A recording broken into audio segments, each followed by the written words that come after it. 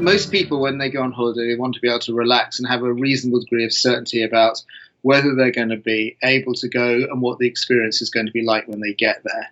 And I think you have a much greater degree of certainty if you plan to stay in this country for your holidays than if you plan to travel abroad. In Croatia, we'd say it's almost business as usual. So the majority of bars, restaurants, tourist attractions, museums, galleries, they've all reopened. Hotels are reopening as well, obviously depending on the demand. No beach is closed to public. You still can access any beach in the country. What you do have is certain rules. There are lines to get in, lines to get out. The package holiday industry is not going to restart if there are quarantine requirements either in arrival or back in the UK. It's just not feasible for them to operate holidays under those arrangements. There may be countries that people choose to travel to independently where there are quarantine arrangements in place. We've opened relatively early due to the good epidemiological situation. We've only had up to now just over 2,300 coronavirus cases in total. There is no quarantine, but certain measures are in place. So there's a lot of uncertainty about when it's going to happen, which destinations are going to be available, and we still don't know how these destinations are going to manage the expectations of holidaymakers.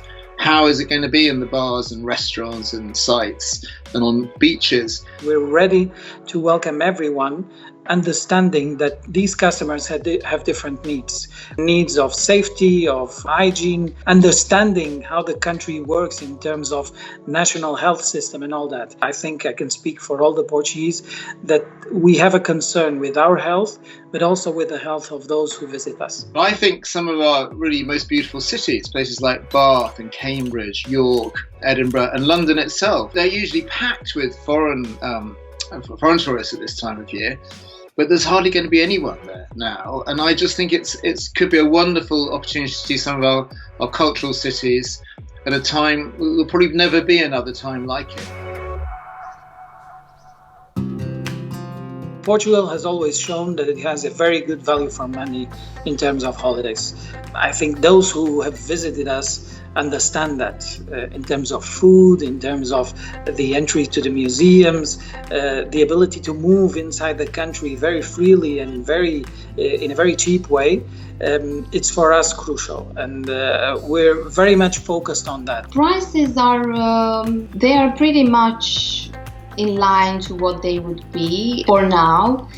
Again, it will really depend on the further development of situation in the following months and how that is going to reflect on the prices. But the big problem is if there's a new lockdown is announced before you depart and you have to cancel your holiday, then you're not going to be able to get insurance cover for that. So there are complications over insurance, and also it's likely to be more expensive too. That uncertainty, I think, is going to continue on for several weeks, possibly months yet. So that's the big obstacle with travelling abroad at the moment.